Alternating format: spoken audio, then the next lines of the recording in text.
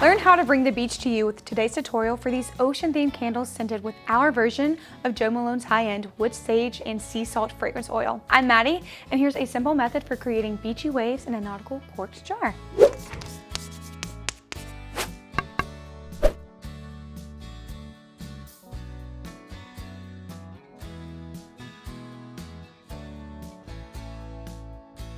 Begin by wicking your jar and preparing the wax. I'll be using an Eco 8 wick, which is suited for a 10-ounce jar of this size with the wax I'm going to use, GW464. I have it melted down in a pouring pitcher in a double boiler heated to 185 degrees Fahrenheit, which means I'm ready to measure it out. I'll start with the first pour, which will be dyed a beautiful aquatic blue to match the theme of my candle. So we're going to measure out 2 ounces of wax by weight, and then we're going to let it cool to 175 degrees before adding in our fragrance. I picked out one of our favorite oceanic scents for this candle, our version of Wood Sage and Sea Salt by Jo Malone. It's the perfect balance of grounding, earthy notes with some breezy airiness throughout. It throws great at 6% in a candle and would be a hit for customers who want to elevate their space with an elegant aroma. Right after adding in the fragrance, put in a drop of some blue liquid candle dye. This is a rich hue that has a subtle touch of teal to make it a little more beachy. Stir it and the fragrance in well, letting it cool to 125 degrees before pouring it into the jar. We want it to adhere to the sides of the jar to make the marbled water effect, so pouring on the cooler side will help. Pour all the blue wax into the jar and slowly rotate the jar around so the wax coats the sides in a wavy pattern. If the wax is still too hot to stick to the sides, let it cool until you notice it beginning to thicken. We'll be using a heat gun later to add the finishing touches, so don't worry if this first pour doesn't turn out perfect.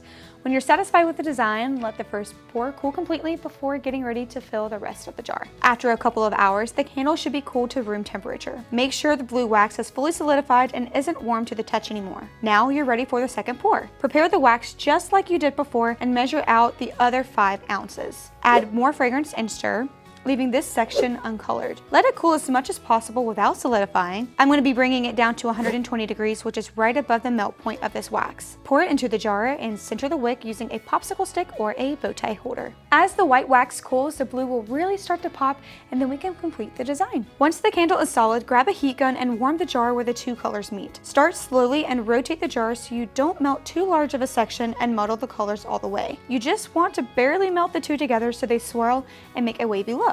Move the jar around as needed until you're happy with the result. Finish the candle off with a wick trim and let any melted wax cool completely before you jump in to take any product shot. As usual, give the candle a week or 2 to cure before you conduct any burn tests or put it on store shelves. If you want more marble design inspo, check out our tutorial for these birch tree candles scented with another one of our Jo Malone type fragrances, birch and black pepper. So I hope you guys had fun trying this technique for yourself, and don't forget to tag us on our socials linked down below with your creations, and sign up for our newsletter to be featured as one of our Makers of the Month. As always, I'm Maddie, and I hope you'll consider becoming a member of the Fragrance fam by subscribing and ringing that bell icon. I'll see you guys in the next one real soon. Bye!